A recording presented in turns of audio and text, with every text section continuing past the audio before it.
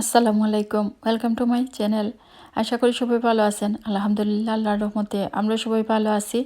শুরু করছি নতুন একটি ব্লগ।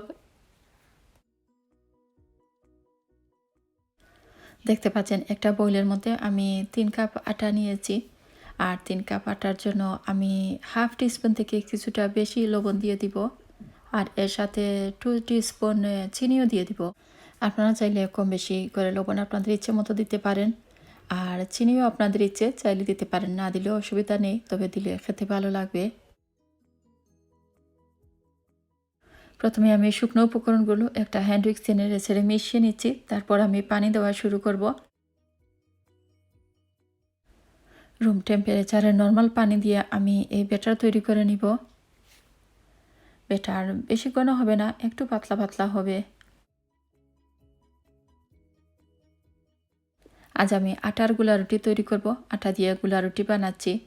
আর আগে অনেকবার আমি আপনাদের সাথে শেয়ার করেছি, যতবারই গুলা রুটি বানিয়েছি আমি ময়দা দিয়ে গুলা রুটি বানিয়ে আপনাদের সাথে শেয়ার করেছি, দেখিয়েছি।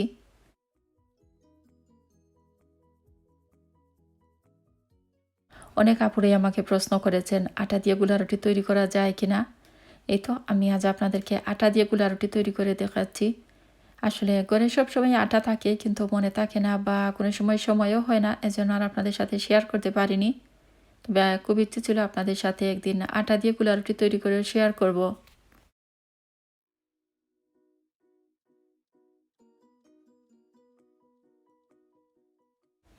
এই তো আজ আমি আটার গুলা রুটি তৈরি করে আপনাদের দেখাচ্ছি, আপনারা নিজের চোখেই দেখতে থাকুন। আমি হ্যান্ড উইক্স দিয়ে মিশিয়ে নিচ্ছি, আপনারা চাইলে হাত দিয়েও কিন্তু ভালো করে মিশিয়ে নিতে পারেন। খুব ভালো করে মিশিয়ে নিতে হবে যাতে কোনো লাম্পস বা দলা বেঁধে না থাকে। দেখতে পেলেন একটা ননস্টিকের ফ্রাই প্যানের মধ্যে আমি অল্প একটু তেল দিয়ে দিলাম। তারপর একটা ব্রাশ দিয়ে আমি এই তেল চারিদিকে ছড়িয়ে দিয়ে দিব।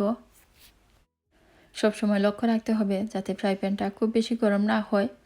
খুব বেশি গরম হয়ে গেলে আবার যখন এগুলো দেয়া হবে তখন এগুলোকে এরকম একটু যখন চারিদিকে ছড়িয়ে দিতে যাবেন তখন কিন্তু চামচের গায়ে লেগে সেটা উঠে চলে আসবে। রুটি ভালোভাবে এরকম ছড়িয়ে দেওয়া যাবে না, ভালো হবে না, ছিঁড়ে যাবে। এই তো দেখতে পেলেন আটার এইগুলা রুটি আমি চারিদিকে ছড়িয়ে দিয়ে দিলাম, দিয়ে একটা গোল শেপের মতো করে নিলাম, রুটির শেপের মতো। চুলার আঁচ কিছুটা কম করে এগুলোকে ভেজে নিতে হবে। দেখতে পাচ্ছেন এই রুটির উপরের দিকটা যে লিকুইডই ভাব ছিল সেটা আস্তে আস্তে কিন্তু কমে রুটির মতোই হয়ে যাচ্ছে। উপরের দিকে আমি আর একটু তেলও দিয়ে দিলাম, তারপর এটাকে উল্টিয়ে দিয়ে দিচ্ছি।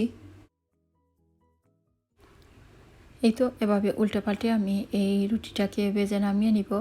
আপনারা আপনাদের ইচ্ছে মতো কম বেশি ব্রাউন করে ভেজে নিতে পারেন।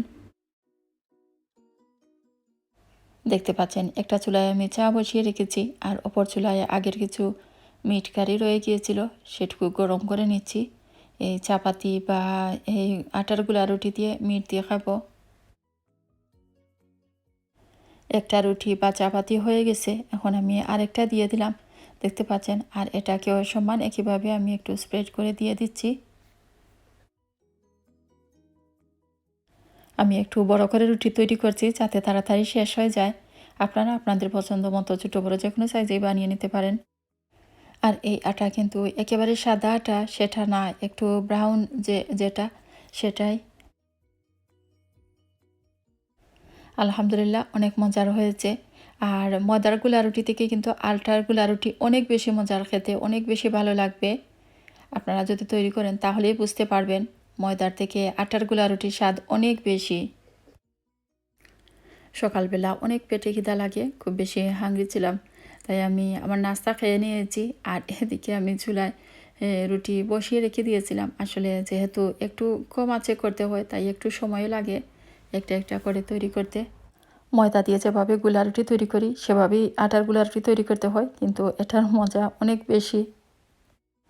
বানিয়ে খেলে আপনারা নিজেরাই বুঝতে পারবেন।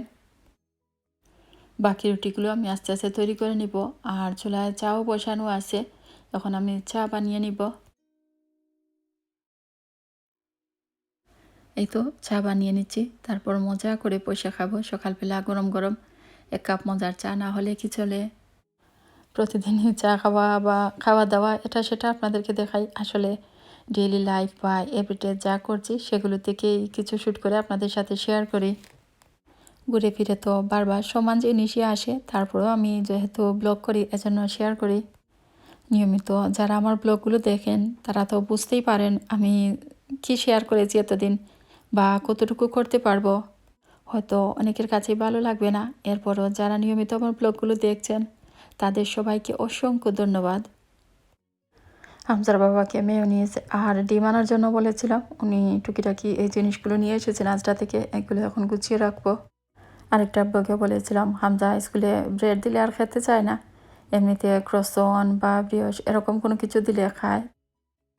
রেগুলারই এসব জিনিস করে রাখতে হয়, কেননা ওর লাঞ্চ বক্সে তো দিতে হয়। এখানে দেখতে পাচ্ছেন দুধ, ব্রেড, পানি আর ব্রিওশ, ডিমও নিয়ে এসেছেন। আর মেয়োনিজ করেছিল না, মেয়োনিজ আনার জন্য বলেছিলাম, সেটাও নিয়ে এসেছেন। আর এখানে আঙ্গুর দেখতে পাচ্ছেন, এগুলো যদিও আজটার না অন্য একটা শপের, এগুলো নিয়ে এসেছেন। আর এরকম আঙ্গুর কিন্তু ভীষণ মজার, খুব ভালো লাগে খেতে।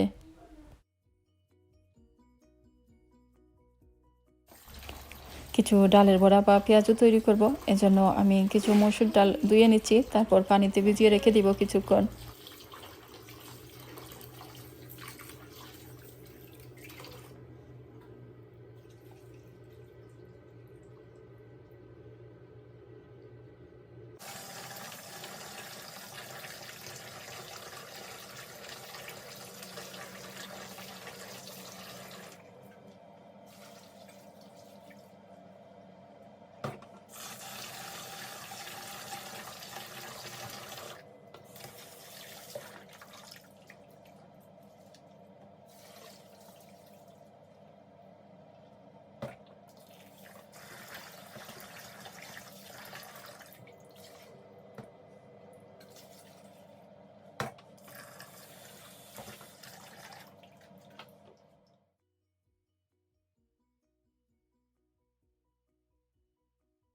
পানি ঝরিয়ে নিয়ে ডালগুলোকে আমি ব্লেন্ড করে নিয়েছি, হ্যান্ড ব্লেন্ডার দিয়ে আমি ব্লেন্ড করেছি, যদিও এগুলোকে পুরোপুরি একেবারে পালিশ বানিয়ে নিইনি।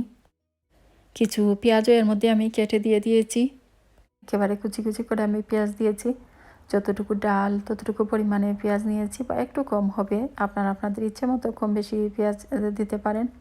তবে যেহেতু নামই এর পেঁয়াজু, তাই পেঁয়াজ একটু বেশি করে দিলে খেতে ভালো লাগে, বেশি মুচমুচে হয়।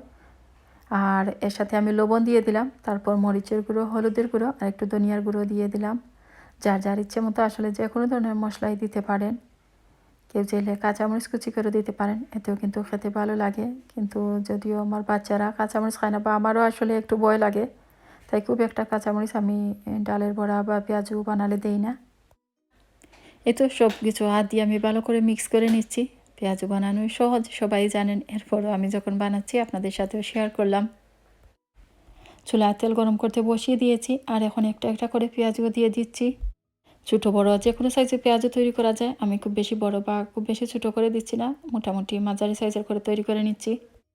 পেঁয়াজও খেতে আমার মনে হয় সবারই ভালো লাগে, আমারও বেশ ভালো লাগে, কিন্তু বাচ্চারা খেতে চায় না। আমার বড় মেয়েটা অবশ্যই একটু খায়, আমার হাজব্যান্ডও তেমন একটা ভালো পান না, আর ছোটো দুজন তো খায় না। তাই আসলে খুব একটা তৈরি করি না, কিন্তু আমার খেতে খুব ইচ্ছে করে, যদিও সব সময় তৈরি করি না।